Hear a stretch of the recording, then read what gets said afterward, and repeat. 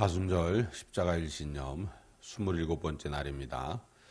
다 함께 찬송가 301장 지금까지 지내온 것 찬송하시겠습니다. 지금까지 지내온 것 주의 크신 은혜라 한이 없는 주의 사랑 어찌로 말하랴. 자나깨나 주의 손이 항상 살펴주시고 모든 일을 주 안에서 형통하게 하시리. 몸도 마음도 연약하여 새 힘 받아 살았네. 물 붓듯이 부으시는 주의 은혜 족하다. 사랑 없는 거리에 나 험한 산길에 맬 때 주의 손을 굳게 잡고 찬송하며 가리라. 주님 다시 배울 날이 날로 다가와 무거운 짐 주께 맡겨 벗을 날도 멀잖네. 나를 위해 예비하신 고향 집에 돌아가 아버지의 품 안에서 영원토록 살리라. 아멘. 사도신경으로 우리의 신앙을 함께 고백합니다. 전능하사 천지를 만드신 하나님 아버지를 내가 믿사오며 그 외아들 우리 주 예수 그리스도를 믿사오니 이는 성령으로 잉태하사 동정녀 마리아에게 나시고 본디오 빌라도에게 고난을 받으사 십자가에 못 박혀 죽으시고 장사한 지 사흘 만에 죽은 자 가운데에서 다시 살아나시며 하늘에 오르사 전능하신 하나님 우편에 앉아 계시다가 저리로서 산 자와 죽은 자를 심판하러 오시리라. 성령을 믿사오며 거룩한 공회와 성도가 서로 교통하는 것과 죄를 사하여 주시는 것과 몸이 다시 사는 것과 영원히 사는 것을 믿사옵나이다. 아멘. 하나님 말씀은 요한계시록 11장 15절에서 19절까지 말씀입니다. 신약성경 401면에 있습니다. 요한계시록 11장 15절에서 19절까지 말씀입니다. 함께 봉독합니다. 일곱째 천사가 나팔을 불매 하늘에 큰 음성들이 나서 이르되 세상 나라가 우리 주와 그의 그리스도의 나라가 되어 그가 세세토록 왕노릇 하시리로다 하니 하나님 앞에서 자기 보좌에 앉아있던 24장로가 엎드려 얼굴을 땅에 대고 하나님께 경배하여 이르되 감사하옵나니 옛적에도 계셨고 지금도 계신 주 하나님 곧 전능하신 이여 친히 큰 권능을 잡으시고 왕노릇 하시도다. 이방들이 분노하매 주의 진노가 내려 죽은 자를 심판하시며 종 선지자들과 성도들과 또 작은 자든지 큰 자든지 주의 이름을 경외하는 자들에게 상 주시며 또 땅을 망하게 하는 자들을 멸망시키실 때로소이다 하더라. 이 하늘에 있는 하나님의 성전이 열리니 성전 안에 하나님의 언약궤가 보이며 또 번개와 음성들과 우레와 지진과 큰 우박이 있더라. 아멘. 할렐루야. 네, 오늘 말씀은 14절에서 6번째 나팔 재앙이 지나갔으나 또 또 다른 화가 이를 것이라는 그런 선언을 한 후에 이어지는 말입니다. 그래서 15절에서 일곱째 나팔을 불자 하늘로부터 큰 소리로 세상 나라가 주와 그리스도의 나라가 되며 그리스도께서 그 나라를 영원히 통치하실 것이라고 찬양하는 그런 소리가 들린 사실을 기록하고 있습니다. 그리고 16절에서 18절까지 말씀은 성도들을 대표하는 24장로가 왕 되신 하나님과 그의 심판의 정당함을 찬양한 사실을 또한 소개하고 있습니다. 그리고 마지막으로 19절에는 장로들의 찬양이 마치자 이 하늘에 있는 하나님의 성전이 열리며 성전 안에 언약궤가 보이고 최후의 대재앙이 있을 것임을 보여주는 징조들이 보인 그러한 사실을 기록하고 있습니다. 오늘 말씀은 우리에게 귀한 영적 교훈을 주고 있습니다. 우리가 매일매일을 살아가는데 무슨 생각을 하면서 살아가야 하는가, 그리고 어떤 삶을 살아가야 하는가라는 것에 대해서 아주 귀한 영적 교훈을 주고 있습니다. 우리가 신앙인이라면 그러면 우리는 첫 번째로 우리가 사는 나라의 통치자가 누구인가라는 생각을 항상 하고 살아야 합니다. 여기는 대한민국입니다.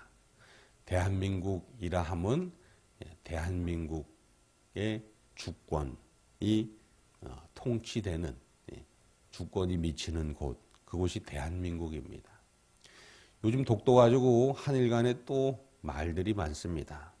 독도, 우리나라의 주권이 미치는 영토라는 겁니다. 그래서 독도는 우리 땅이라는 말을 하는 거죠. 자, 오늘 이 요한계시록의 사도 요한은 우리에게 이렇게 일러주고 있습니다. 하나님의 나라, 예수님의 나라가 펼쳐지는 세상이 곧 올 것이라고 말합니다. 왜냐하면 하나님의 전능이 가장 크기 때문입니다. 자, 우리가 사는 나라의 통치자가 누구인가를 우리가 생각하는 대로 우리의 삶이 달라진다는 사실을 기억해야 합니다. 요즘 늘 왕왕 아주 사회적으로 문제가 되는 소식들이 들립니다. 특별히 다른 사람을 구타하고 폭행하는, 아니면 보이스피싱으로 인해서 사기를 치는 사람들, 그런 소식들이 들립니다. 최근에 제가 들은 소식인데 의사인데 보이스피싱을 당해서 41억인가를 그렇게 잃어버리는 어처구니 없는 아주 안타까운 일들이 있었답니다. 사기를 치는 사람들, 그 사람들은 그 생각을 그들의 하나님이라고 생각하며 사는 겁니다. 하나님 아버지의 뜻이 통치되는 나라라고 생각하지 않는 겁니다. 속임수, 거짓들이 통치하는 세상이라고 생각하기 때문에 그 삶을 살아가는 겁니다. 또한 다른 사람의 물리적인 폭행이나 이런 것으로 해하는 사람들, 그 사람 역시도 세상은 오직 이 물리적인 힘이 통치하는 그런 곳이야라고 생각하기 때문에 그런 삶을 살아간다는 것입니다. 그러나 어떤 때라도 우리가 비록 고난 중에 있을지라도 하나님께서 회복시키시고 하나님의 주권이 통치되는 곳이 내 이 마음의 성전이고 또한 내 가정이고 내 지역 사회고 이 나라고 온 세계라고 생각하는 사람들은 하나님의 말씀을 따라 살아가는 것입니다.